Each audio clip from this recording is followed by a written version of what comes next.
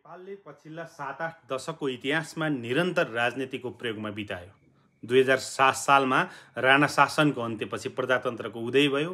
2046 सालमा बहुदलीय व्यवस्थाको पुनर्स्थापना भयो। 2062-63 को जनआन्दोलनले राजतन्त्रको अन्त्य गरी गणतन्त्र स्थापना भयो र 2072 सालमा नयाँ संविधान जारी भयो।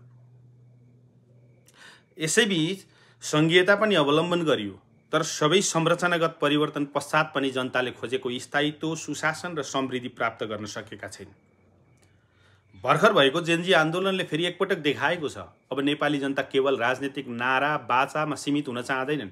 उनीहरूको धैर्य टुटिसकेको छ। त्यो आन्दोलन केवल भ्रष्टाचार वा कुशासनको विरोध मात्र थिएन, त्यो त नेपाली राज्यको आधारभूत संरचना र दिशाप्रतिको गहिरो असन्तुष्टिको प्रकटीकरण थियो। नेपाली जनता अब ठोस नतिजा र भविष्यप्रतिको आशा खोजिरहेका छन्। हामीले अबको बहस कस्तो प्रणाली भन्नेमा होइन, बरु कसरी प्रणालीलाई प्रभावकारी बनाउने भन्नेमा केन्द्रित हुनुपर्छ। हाम्रो सबैभन्दा ठुलो चुनौती भनेको राजनीतिक प्रणालीको अनवरत बहस हो। नेपाललाई कुन राजनीतिक प्रणाली उपयुक्त हुन्छ? प्रत्यक्ष निर्वाचित कार्यकारी प्रमुख बनाउने कि संसदीय व्यवस्था वा मिश्रित प्रणाली? संघीयताको स्वरूप जस्ताको तस्तै राख्ने कि परिमार्जित गर्ने? हामीले यही प्रश्नमा दशकौँदेखि आफ्नो अमूल्य समय बर्बाद गरेका छौँ। यो बहस आफैमा निरर्थक छैन, तर जब यसले राष्ट्रलाई गतिहीन बनाउँछ तब यो हानिकारक बन्न पुग्छ। कुनै पनि प्रणाली पूर्ण हुँदैन, समयसँगै परिमार्जन गर्दै लैजानुपर्छ। छिमेकी देश भारतमा संसदीय प्रणाली छ, तर त्यहाँको नेतृत्वले प्रदान गरेको स्थिरताले उनीहरूलाई आर्थिक महाशक्तिको दौडमा लगिरहेको छ। यसले के प्रमाणित गर्छ भने समस्या प्रणालीमा होइन, नेतृत्वमा छ। जबसम्म राजनीतिक नेतृत्वमा इमान्दारिता, नैतिकता र दूरदृष्टि हुँदैन, जबसम्म उनीहरूले भागभण्डार र पद लोलुपता भन्दा माथि उठेर देश र जनताको हितमा काम गर्न सक्दैनन्, तबसम्म जस्तोसुकै प्रणाली भए पनि काम गर्दैन। 75 वर्षदेखि एउटै कुरामा अल्झिएर हामीले धेरै अवसर गुमाइसकेका छौँ। अब हामीले यो चक्रलाई तोड्नै पर्छ। हामीले अहिले जुन प्रणाली अवलम्बन गरेका छौँ त्यसलाई प्रभावकारी बनाउनमा ध्यान केन्द्रित गर्नुपर्छ र आवश्यक परे भविष्यमा पनि परिमार्जन गर्न सकिन्छ, तर यसैमा सम्पूर्ण समय खर्च गर्न हुँदैन। यससँगै नेपालको भूराजनीतिक संवेदनशीलतालाई बुझ्न र व्यवस्थापन गर्न हामी असफल भएका छौँ। हामीले आफ्नो राष्ट्रिय हितलाई केन्द्रमा राख्नुको साटो नेपाललाई भूराजनीतिक द्वन्द्वको प्रयोगशाला बन्न दिएका छौँ। हाम्रो देशको नेतृत्व एकैपटकमा धेरै देशलाई रिजाउन खोज्दा हामीले दुवै छिमेकीसँग सम्बन्धलाई पनि सही दिशामा राख्न सकेका छैनौँ। विश्व आर्थिक रूपमा ध्रुवीकृत भइरहेको समयमा हामीले आफ्नो दुई ठुला र द्रुत गतिमा विकास भइरहेका छिमेकी भारत र चीनसँग सन्तुलित र दीर्घकालीन सम्बन्ध कायम गर्नुपर्छ। हाम्रो कूटनीति अब अनुदान र सहायतामा मात्र आधारित हुनुहुन्न, बरु व्यापार, लगानी र साझेदारीमा केन्द्रित हुनुपर्छ। हामीले छिमेकीलाई शत्रुको रूपमा नभई व्यापार विकासको साझेदारीको रूपमा हेरिनुपर्छ। हाम्रो 80% बजार पहुँच यही दुई देशसँग जोडिएको छ। यसको अधिकतम उपयोग गर्न आर्थिक कूटनीतिलाई सशक्त बनाउनुपर्छ। जबसम्म हामी आफ्नो भूराजनीतिक महत्त्वलाई बुझेर राष्ट्रिय हितको रक्षा गर्न सक्दैनौँ, तबसम्म हामीले चाहे जसो समृद्धि हासिल गर्न सक्दैनौँ। राजनीति र भूराजनीतिक मुद्दामा फस्दा हामीले राष्ट्रको सबैभन्दा महत्त्वपूर्ण आवश्यकतालाई व्यवस्था गरेका छौँ, त्यो आर्थिक समृद्धि। नेपालको अर्थतन्त्र आज पनि विप्रेसनमा आधारित छ, जसले दिगो विकास सुनिश्चित गर्दैन।